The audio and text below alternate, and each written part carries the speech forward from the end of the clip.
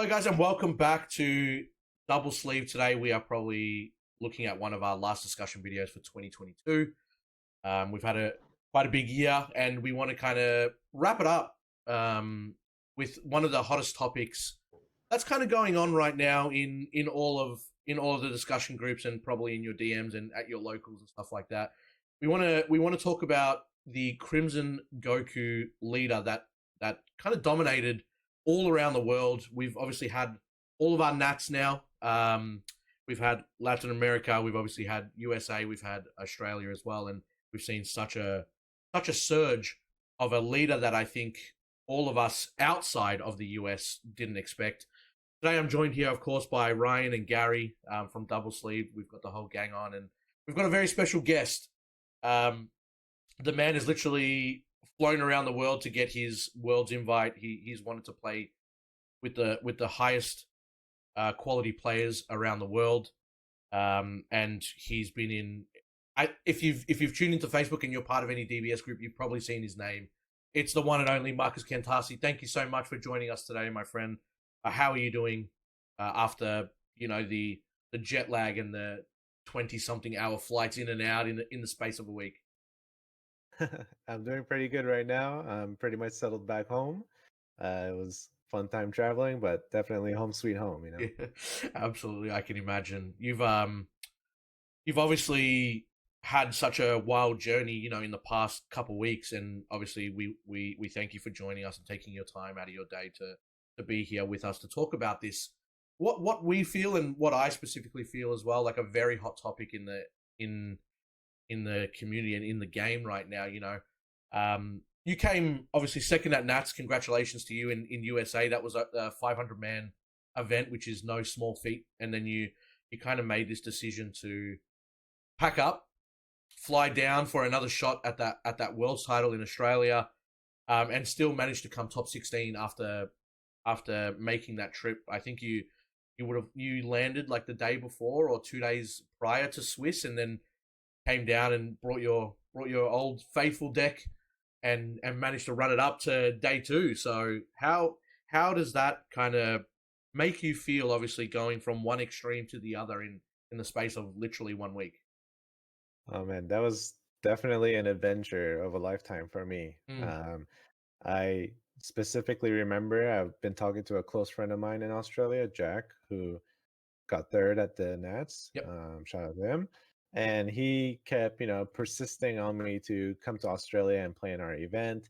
And I really didn't want to do it. I was, pushing away. I was like, yeah, sure, whatever, And I kind of told him though, I said, if I get top 3 NA Nats, I'll definitely do it. And I did get top 3. And so then he Mm. kept pushing even more, being more annoying onto me. You said you would do it, blah, blah, blah. And so, yeah, I would message Crystal from Tat Games saying, "Hey, can I play?" And she said, "Yeah, of course you could come and play." And I told her, I was like, "I was hoping you said no, just so I don't have to make the trip." But yeah, like every excuse in the book was just not working. I told my family, they were like, "Yeah, you should totally go." I'm like, "Okay," work totally accepting of me to go. So like, Wow.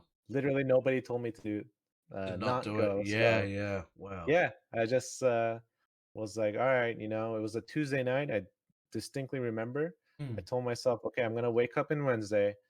If I feel good, I'll do it. And I woke up Wednesday.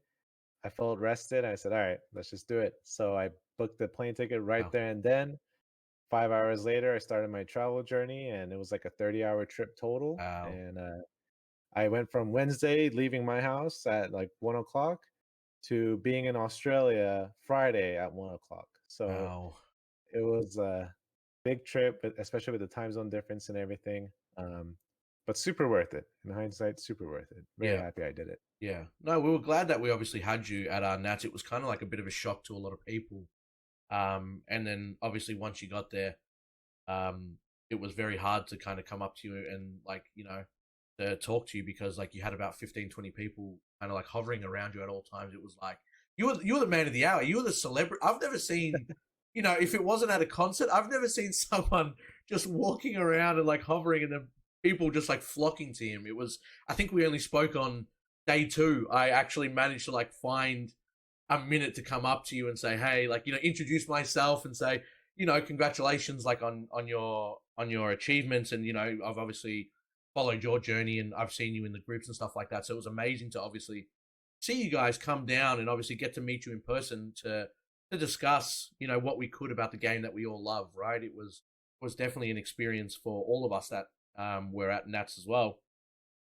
And I think that the one thing that obviously drove us to this point and where we are now, and like I said, you've kind of made this question mark for a lot of us in Australia, and I would probably say Latin America as well. This whole Crimson Goku ordeal that was like non-existent in Australia, like I heard no one talking about it. Ryan and Gary, I'm almost certain you guys probably would have heard no one speaking about this either. Like it was, I only versed it once prior in all my time playing. yeah, and it was like we were expecting a sea of red, right? It was like we're seeing Sin everywhere. We're seeing SS4 go, and why wouldn't you? Obviously, the decks are so solid and they're so aggressive. And we had a best of one Swiss. Obviously, we took notice of you guys running, a 12-hour or longer event for best of three. You guys had no like food breaks properly, and it was kind of like this really big day where it didn't seem like it was ideal to run another best of three. And we were going into it, and everyone knew that we were playing a best of one. So it was even more reason to play a red aggressive deck, right? Like it was kind of like if you don't get the cards that you need to deal with this deck, then it's kind of like unlucky, you've just lost the game kind of thing. So you had your Nats a week prior to us, and then all of a sudden, half of your top cut was Crimson Goku, and it was like obviously you guys are a lot bigger, have a lot of a bigger scene, and you have a lot of creators and a lot of people that talk to each other in America. So obviously people were like discussing this behind the scenes, and then also at their like their regionals and like Gen Con and stuff like that. So people were already thinking about it. And then half of your top cut was Crimson Goku. Half of our top cut ended up being Crimson Goku because of that. And then even Latin America had the top two spots claimed by Crimson Goku. It was like it was such a flip. Like I don't think any of us saw what was coming, but for you guys it was probably normal. So we'd like I think all of us that are listening and watching, and especially us here on the call now, would love to hear how that transpired and how it got to the point of like we're all on Crimson Goku. This is the deck to beat in this format right now. Yeah, so that's a good question. I think we even didn't see that coming, to be honest. I don't think anybody really realized that Crimson was going to be the best deck in the format, post set 19. For me personally, it was just a matter of being a comfort pick because I've been playing Crimson for the past year. Literally every event I went to, I played a Crimson deck, obviously different variations, some aggro, some control, whatever. But I was very fond of the leader and I felt very comfortable on it. So that was naturally my go-to deck. But in our testing, red was still very dominant. Red, Gogeta especially, and red Sin Shenron, they were both still overperforming, the deck to beat, right? Um, but I think me, Marcel, and Joey, which were the only Crimson players on our team, we kind of figured out the matchup a little bit, how to make it manageable. And going into Nats, we want to play a deck that's going to beat the majority of the field. And we totally expected red. And so we figured, okay, this Crimson deck, it could beat red going first or second. And then all the other blue decks, it's like 50-50 dice rollish. But hey, if we're beating the whole entire field of red, then we should make top cut. So that was kind of like our approach to it. Uh, Regarding the testing and talking with other content creators or other teams, I don't think any chatter of it came up from anybody. Like I know Universe Z was on it with the whole team. I think played it. Doval, Marquise, the Hill Twins. But we didn't hear any of that. I'm not sure if they heard us playing it, but yeah, it was just me, Marcel, and Joey. But we were mainly focused on red as a team. We thought red was still the best deck going into Nats format. Can I just ask, because you mentioned you've been on the deck for a year. Obviously, the meta has changed so much as each set drops. How has the deck changed over that year with the different metas, and how crucial was the new set with the new cards? Like you've got that Piccolo Pan combination. Mhm. How crucial is that to making the deck as powerful as it is today? Oh yeah, it's super crucial. It's definitely the defining factor. When I first played the deck last in May, I think, it was back when Bardock Fighting Against Fates was a card, and I made this super aggro version that would just, play a bunch of dual attackers, send Zubin up, untap bunch of energy, and just do a bunch of crazy stuff and win turn 3, turn 4. I got second place at that regional with that deck in San Diego. And then afterwards, Bardock Fighting Against Faith got banned, and then Food Shrouded got banned. And we kind of went into this more turning the tide heavy meta. So then I adjusted the deck to be more controlish, and it still played Turning the Tide. It played Floodgates like Oceanus. And that was my original deck that I tested against this current meta. And Gogeta would just run over me. I could just not hang with Gogeta at all. Brawly Crown was just absolutely destroying me. When it came down to the final push, I would just run out of steam. It was just a really, really bad time. I just couldn't beat Red at all. I told myself I'm not going to play Crimson. It's just done, right? But then set 19 got revealed and Piccolo got shown, and I was like, okay, this Piccolo card's pretty good. It's a 2 mana draw, 20k swing twice. That's a lot of pressure.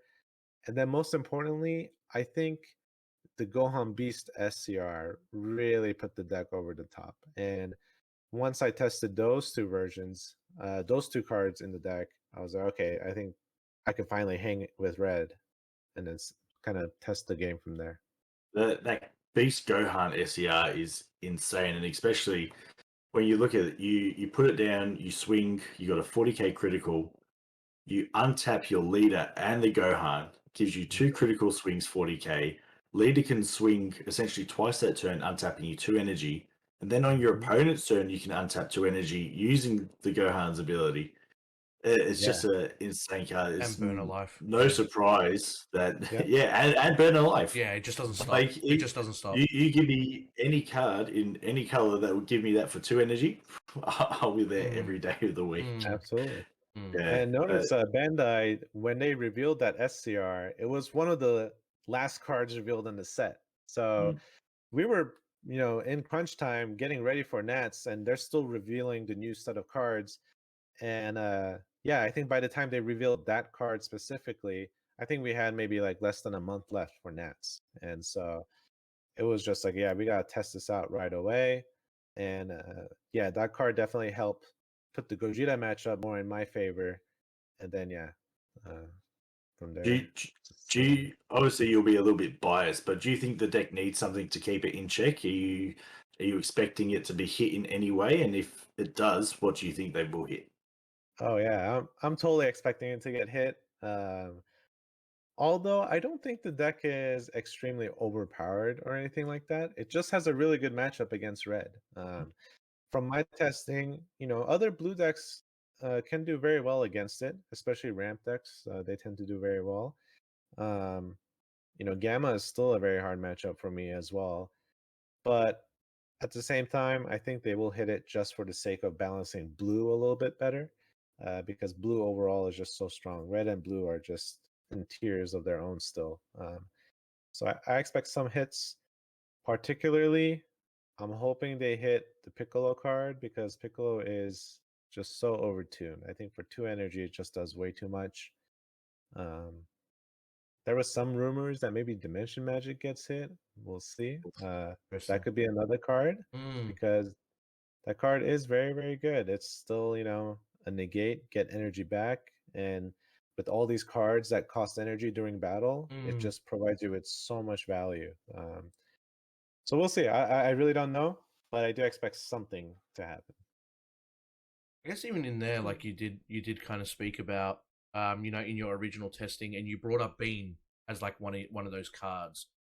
When Bean went to the defensive errata, did that affect the deck in any way? Like, obviously, you mentioned originally, like, you had it as an aggro deck, and then you obviously won on like turn 3 and turn 4, and then I'm assuming that like when Bean got hit, it was kind of like, okay, the offensive powerhouse version of it is kind of like completely out the door. Obviously, fighting against fate, you said, was one of the cards that you originally ran, and obviously that kind of got completely nullified, and then now Bean is only defensive only. So is that, would you say, where the deck kind of transitioned from this aggro blue deck, which I think we've almost never seen blue be an aggro deck before in the history of Dragon Ball Super? I might be wrong. Obviously, Gamma has that ability to kind of go pretty wide very fast and have a lot of swings coming towards it with its 15k critical, and then obviously Unison allowed to stack up so quickly. But like, is that when you kind of started to see yourself shift over to, all right, instead of going like aggressive and trying to win on those turns, I'm going to try and like control this matchup with the tools that I now have available to me with the Bean having the errata. Yeah, absolutely. The Bean errata actually like changed up everything in our testing. It really turned our worlds upside down because prior to that, um, we had a blue-red Gogeta build. Jordan Beard was working on this build, and he made a blue-red Gogeta that was just insane. It would win every single matchup, going first or second. In my opinion, it was by far the best deck, better than Crimson, everything. It was unbeatable.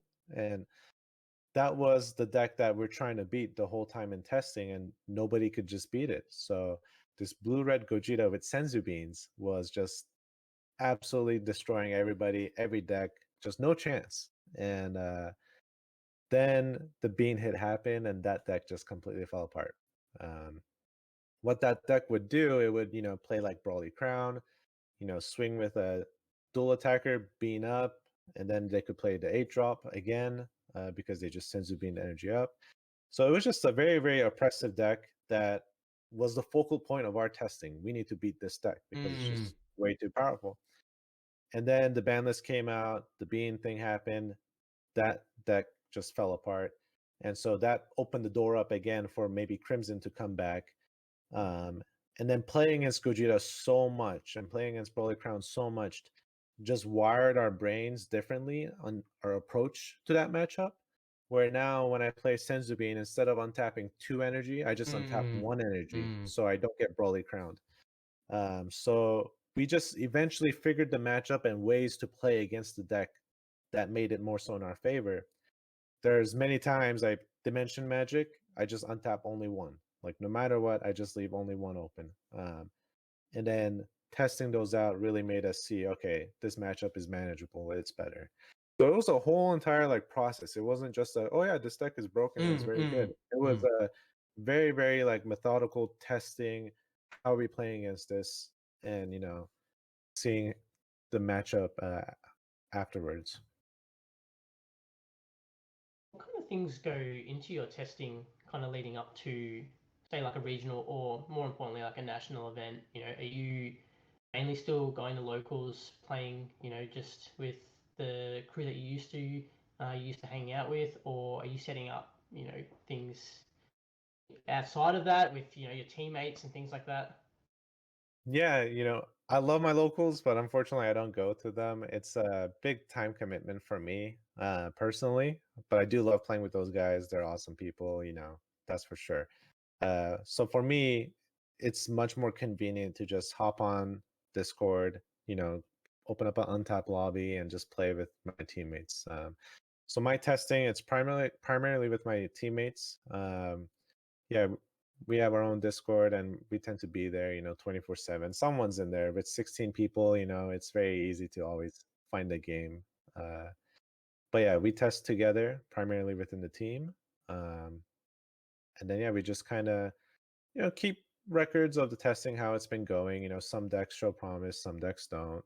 And yeah, just kind of standard stuff from there. With the fact that you travel down to obviously a different region, metas can shift so much depending on where you're actually playing. How did you find the meta in Australia? Obviously, we adapted Crimson pretty quickly, but how did Yeah. you find your matchups? How did you find the players down here in comparison to what you're used to? Yeah, no, Australia adopted very quick. I did not expect that at all. I was hoping that it would still be a dominantly red field in Australia, right? And I was super shocked to see so many Crimson in the room because there's so many factors. You have to first off, get the cards. Like Mhm. it's not easy to get all those cards right away, right? Even if you do buy them online, it still takes time to get shipped, whatever. So you gotta buy all the cards. B, you have to practice. Like you gotta learn the matchups because it's not a deck that's just straight up does one thing and that's it. There's so many different play lines to make. Every matchup plays differently. So yeah, I was shocked to see so many people play the deck, and they played it well on top of that. Yeah, my two losses in Swiss were both the Crimson decks. So yeah, it was very difficult. But I was shocked to see so many people play Crimson. Yeah, I think Woohoo. that answers that. Yeah. Mm. Would you come back for the next one? Oh man, that's a really good question, but I don't know. I don't know if. Maybe if you make top 3. Yeah, I guess. All right, yeah, if I make top 3, oh man, this is recorded too now, so I can't get out of it. We'll But- snip it. We'll put it up next year when we're about to run ours, and everyone Yeah. just got their eyes on you That's, again. that's going to be clipped to the front of this video. You coming back if I make top 3? Yeah, I know. All right, if I make top 3, sure, I'll make the trip again. Love it, love it. I think as well, the other thing that I kind of wanted to ask as well. Obviously, going from like I mentioned earlier, a 12 to 13 hour day in America playing a best of 3, no breaks, coming to like a best of 1 with the same deck that you were running, would that have?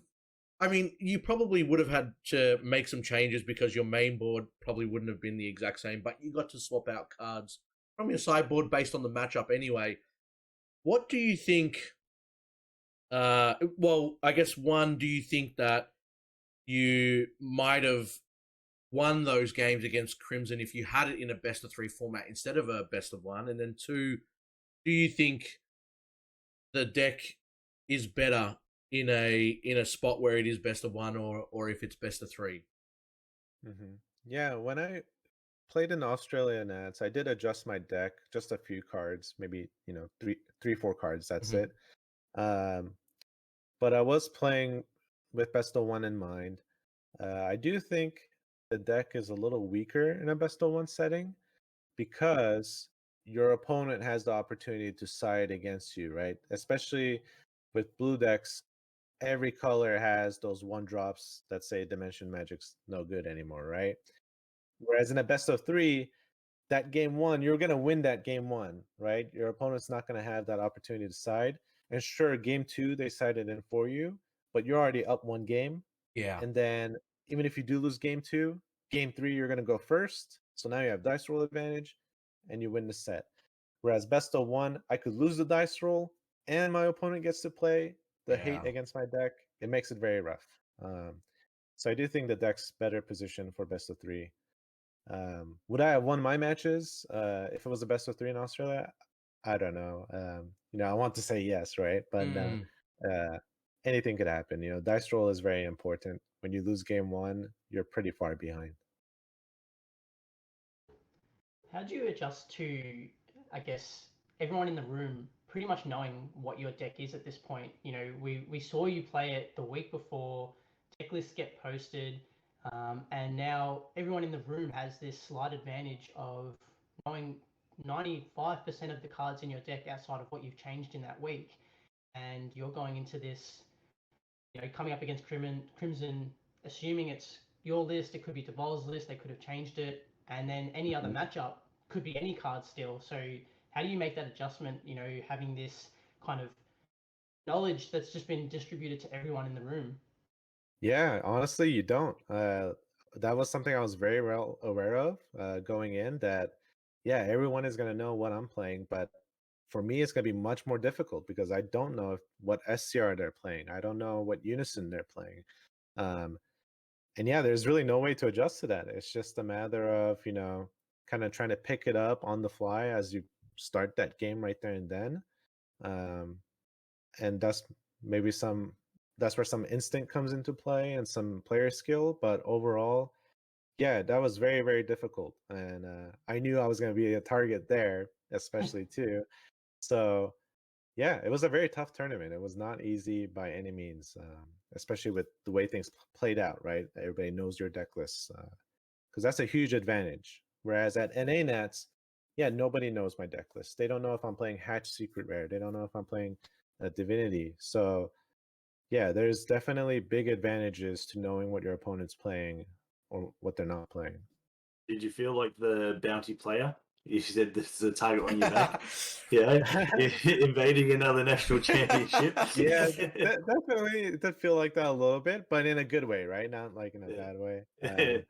It was pretty funny, you know, when Crystal announced like there's 2 American players here. Make sure you guys beat them, you know. Like, that was pretty funny. But yeah, every round I played my opponent, there was always some sort of comment like, "Oh my god, I'm playing you," and stuff like that. Mm. But it was a very fun and positive atmosphere. It wasn't negative in any way. we like to be pretty laid back down here. Mm. Yeah.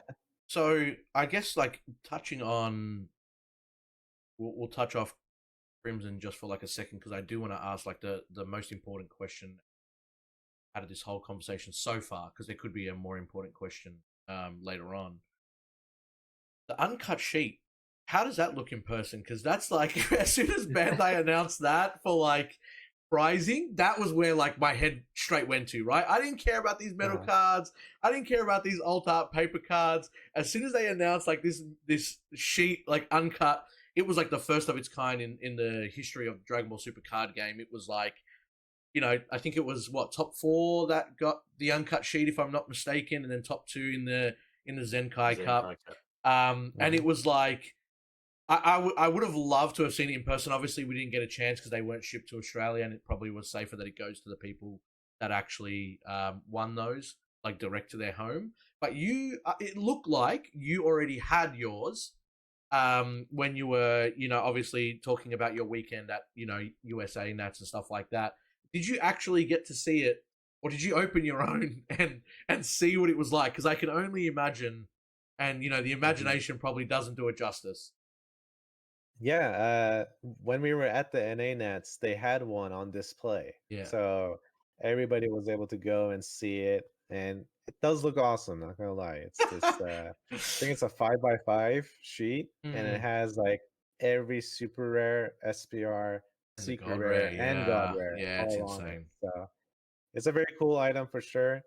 I did not open mine up, Nice. and I did end up selling it, Oh, so nice. I don't have it anymore. Nice, I yeah, just wow. shipped it out yesterday, actually. You gotta pay for those plane tickets I somehow. was about to say that probably. Yeah, exactly. I know.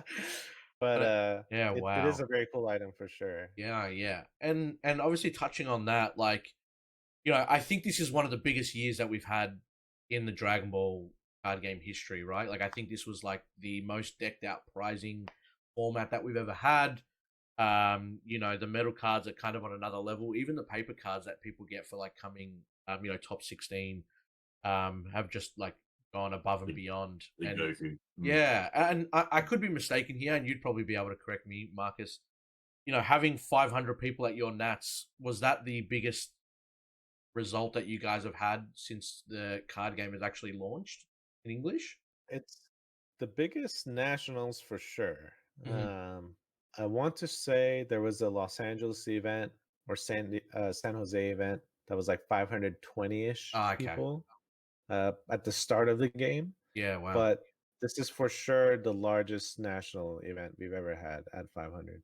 Yeah.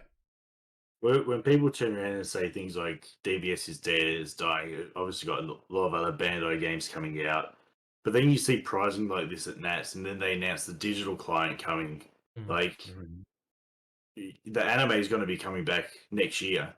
And like, where do you see the argument with DBS is dead?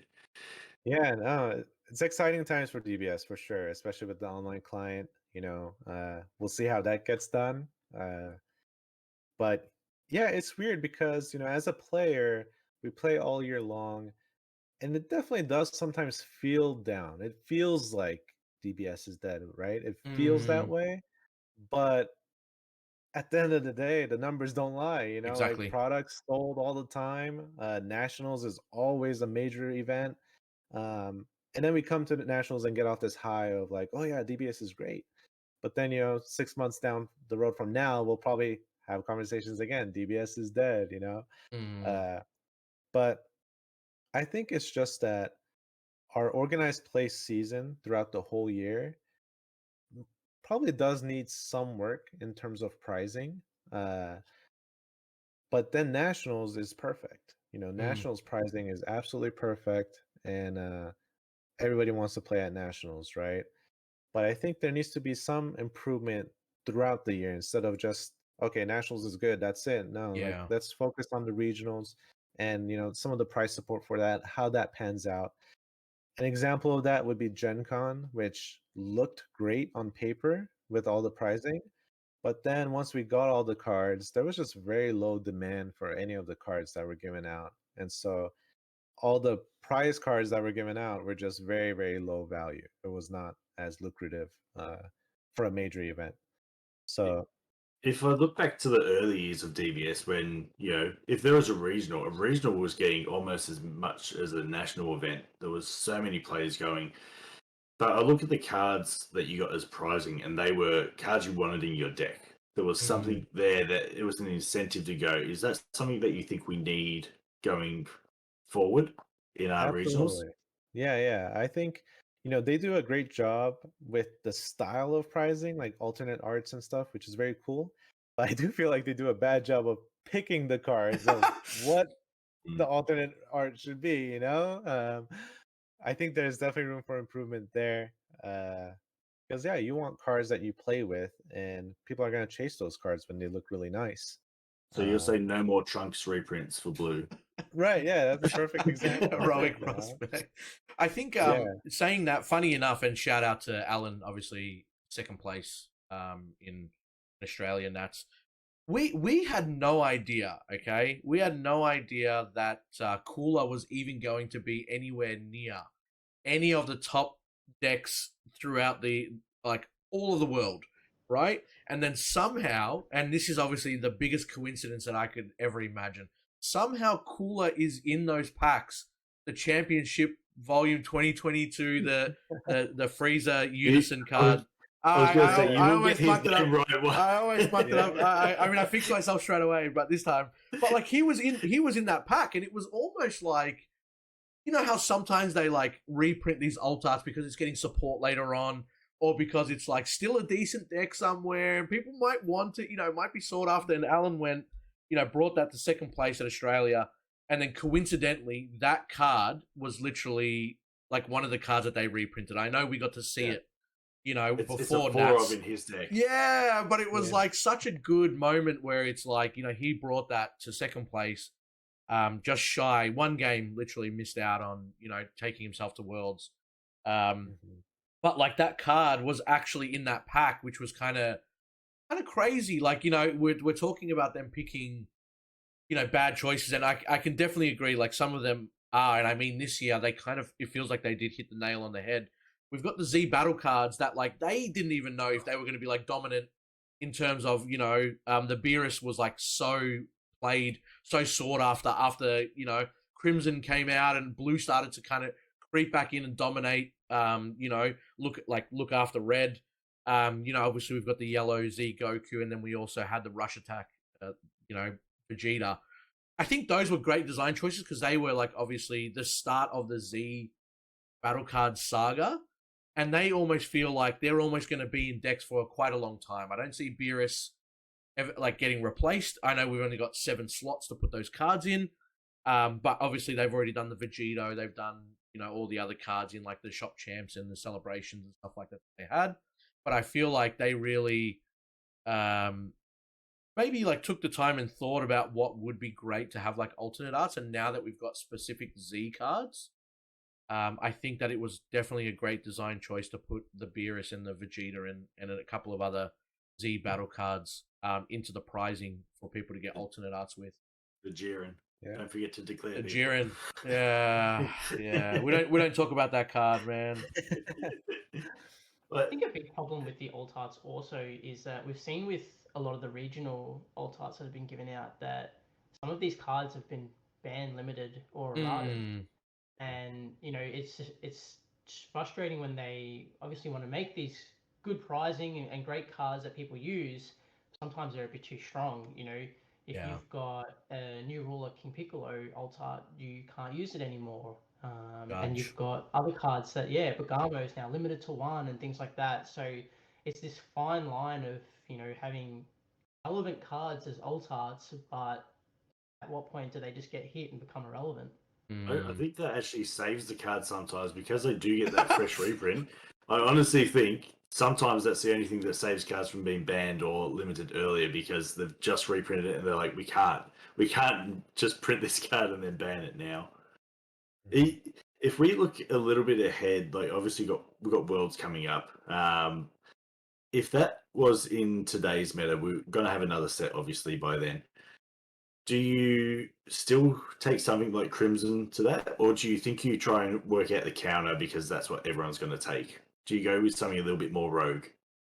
Yeah, I will always go with Rogue, that's for sure. Yeah, I played Rogue-ish deck last year at Nats with Golden Frieza. And I still feel like Crimson was Rogue this year as well. But yeah, I like to play Rogue decks for sure. Decks that are not necessarily the, top meta decks. Unless they're just, extremely overtuned, right? Where you just kind of have to play those decks. Otherwise, was you're on very a close. disadvantage. Yeah. Right, I was very close to playing Red Gogeta because I truly believed it was the best deck in the format, and it just seemed like it could win any matchup. I actually did start testing it, and I just couldn't grasp it very well. And then there wasn't enough time to test until that, so I just went with my comfort pick of playing Crimson. But yeah, sometimes it is definitely the right move to just play the best deck. It's tried and true. It's going to beat the jungle out there, so just go with that deck. It's amazing. Like even leading up to the US Nationals, look at the pie charts, and it was a sea of red. You'll be lucky to get one blue deck in there, and it was just Sin everywhere and Gogeta everywhere. Like it's amazing how just a few short months that meta shifted so much to a blue dominant meta. Mhm. Weeks almost. Europe had their nationals maybe a week or two before USA, and there was tons of sin everywhere. And USA came out, put Crimson in the light, and Australia Change followed everything. suit. Yeah, exactly. Yeah. I think the other thing that I want to kind of pick your brain about, I'm assuming you're going to go to the last chance qualifiers in Vegas, which is going to be March. I think you'd be silly not, based on your record and obviously how well you've done stuff. And no one, the beauty of that is no one knows what they're going to take right now. It's impossible to call. We don't know what the bands are going to obviously reveal, what the erratas are going to be, what the next set brings with it. You obviously mentioned that you kind of like you're on Discord like 24/7, and there's always people to play with, and I'm sure those people are probably going to go to last chance buys as well to kind of that last spot. Do you think you're going to try and keep it like super hush hush? Like, what comes in this Discord stays in this Discord, and don't talk about it, to these guys. And you mentioned already, like when one of the first things that we kind of discussed. You didn't really discuss it with other teams as well. Like you said that it was really like your team, only 3 of you guys were like playing it, and there's been discussions in the groups of saying like, there's been like, again, we're talking about Crimson again, and it's like there has been discussions in the groups of people saying we didn't hide nothing. We didn't go out there and say, like Crimson was bad or Crimson was good, or like no one asked us, and we kind of like led them in astray to like, this is not like, don't play this deck because it's terrible. And then all of a sudden everyone rocked up with it. But it's like, do you think because that is like literally it's in the name, the last chance to qualify for Worlds, do you think that like the testing is going to be on another level? And then do you believe that like it's going to be even more like super secretive make sure this doesn't get out. Don't even show yourself at locals with like an inkling of like, this deck could be good. I'm just trying it out at locals, and then stomp everyone, and then it's like, well, see you guys, at Worlds last chance qualifier because you've kind of played it off, and obviously Untap is such an open website and platform, right, where people can view and people can watch whenever they want. But obviously, you guys would probably have a premium where it's just kind of like people can't spectate, which is quite obvious that if you're going to do it right. At the end of the day, yeah. Do you think? I guess it's going to be like all hands on deck. All day, every day, maybe a week or two leading up to it, and just like figure out the new set straight away, and then just kind of like crack down on it and do what you need to do for this one. Yeah, absolutely. That's exactly how it does go. Whenever cards get revealed, we're just right there. Everybody's trying to break those cards, and we play test with each other. We do have like a little bit of a respectful rule between us that whatever you see in this Discord, don't just push it out there, just out of respect, right? Like the blue red Gogeta is an example of Yeah. that, where that was Jordan Beard's deck. I never mentioned it to anybody, out of respect to him and his work that he puts in.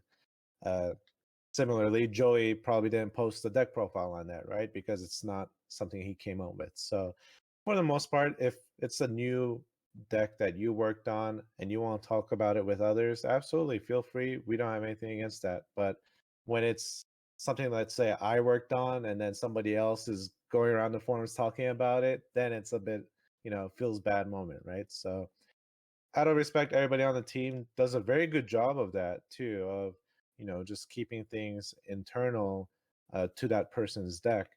But at the same time, we also talk a lot. Like we have many other group chats, random group chats that we're part of, talking about DBS. Because at the end of the day, DBS is fun, right? Like it's just DBS talking about metas and like how to beat certain decks and stuff.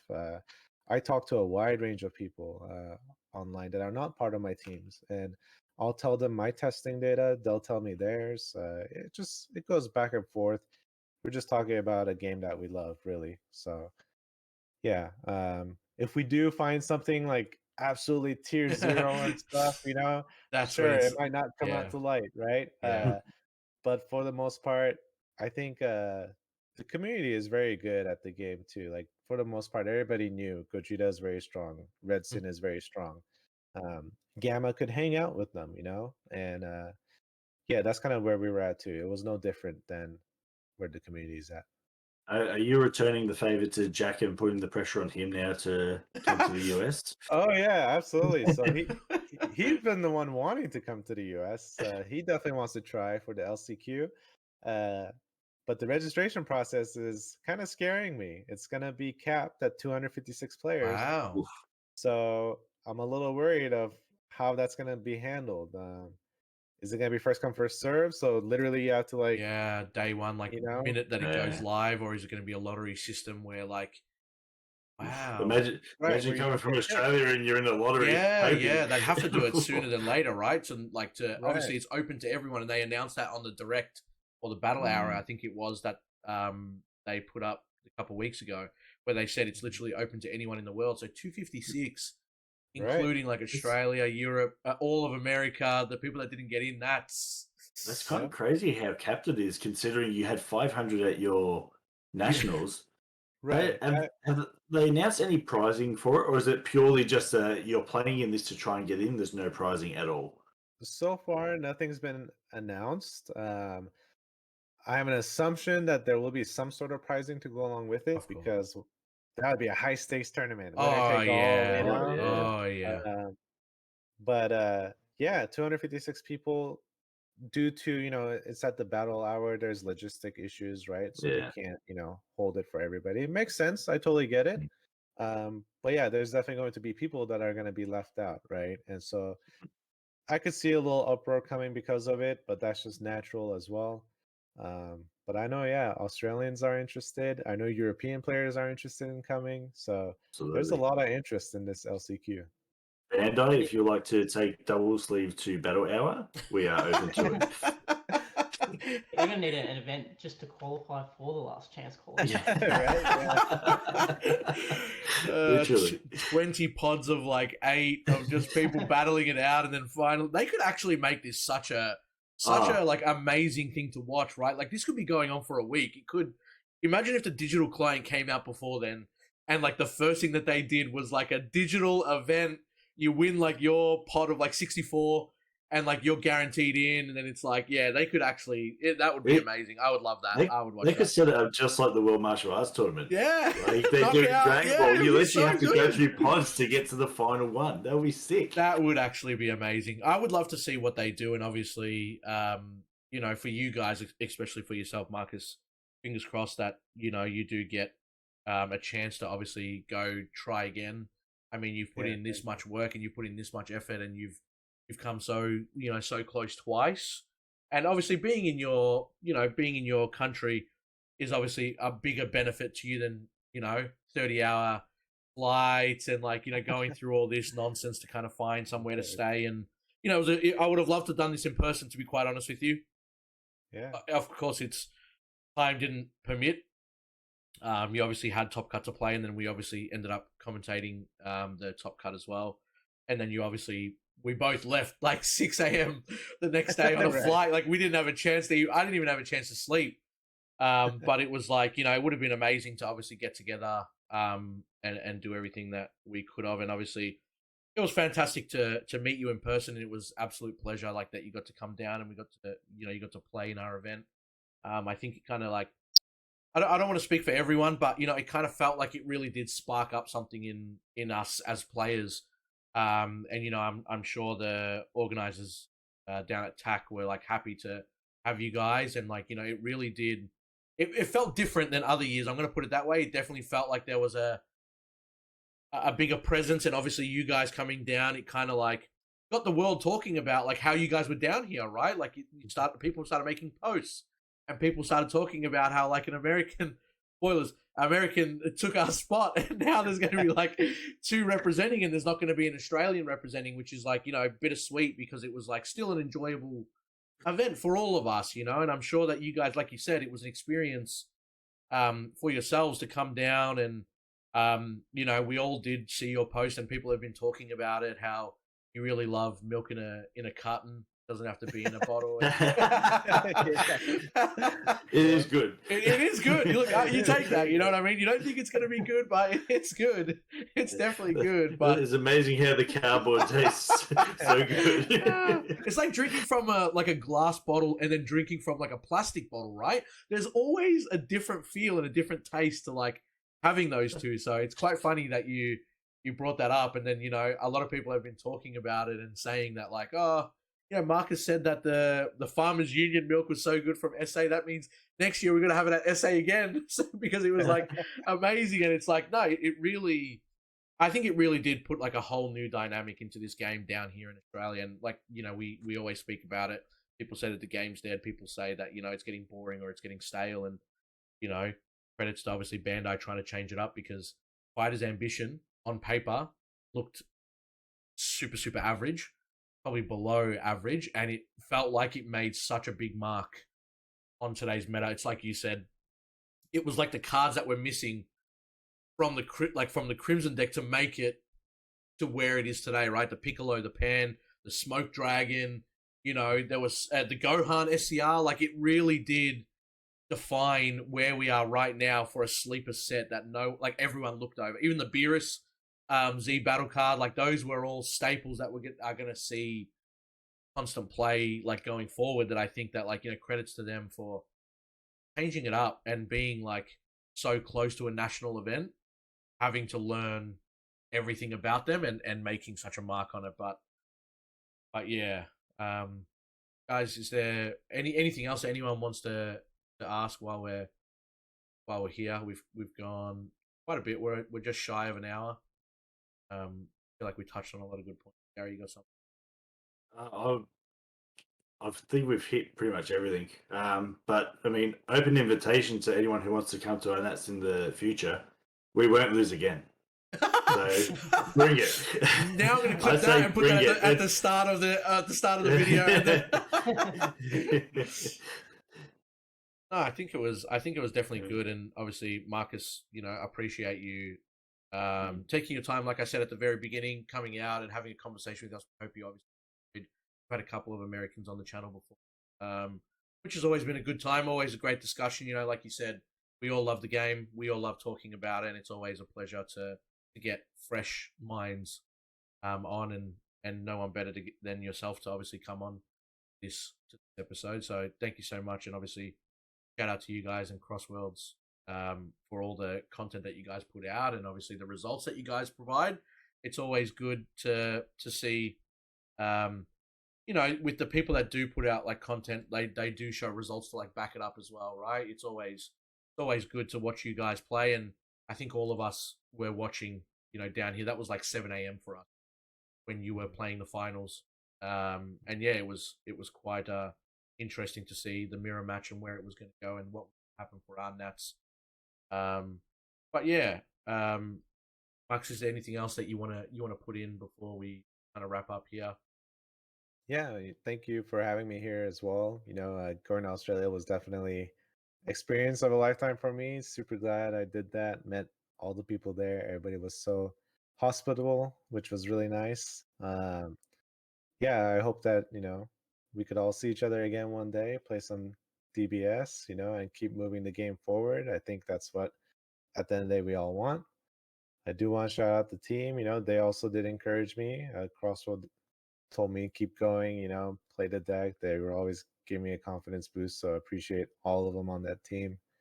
And yeah, I hope I do well at the LCQs. Yeah, I think we all hope you do well, and we'll probably just like bring this video out again. Like we'll just refresh it, right? We'll be like, oh, Marcus is on his way to LCQs.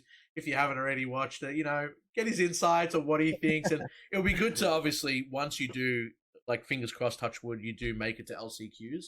It'll be great to do like a post LCQ catch up. Hopefully, you're obviously in that world spot as well, but to kind of see where we were talking about, at this point in time. And then at that point, like what has changed, with the meta, and if Crimson is even still a thing, because we got 3-4 months, a whole set to be announced, like the ban list, the errata list. It would be amazing to kind of...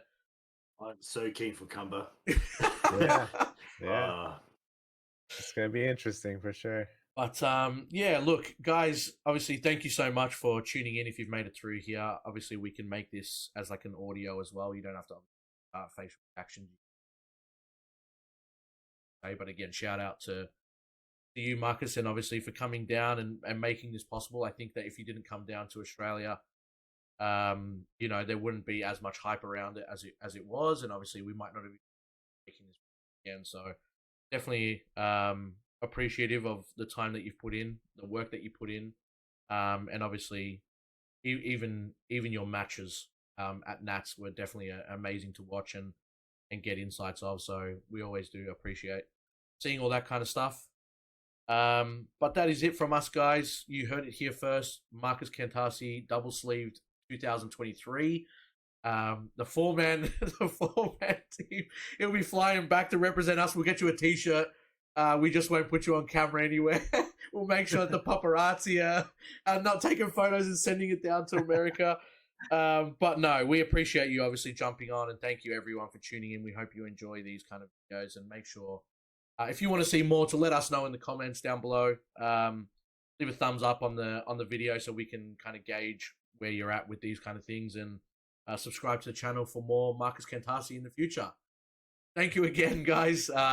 Take care, and hopefully see you in some future videos. Thank you, everyone.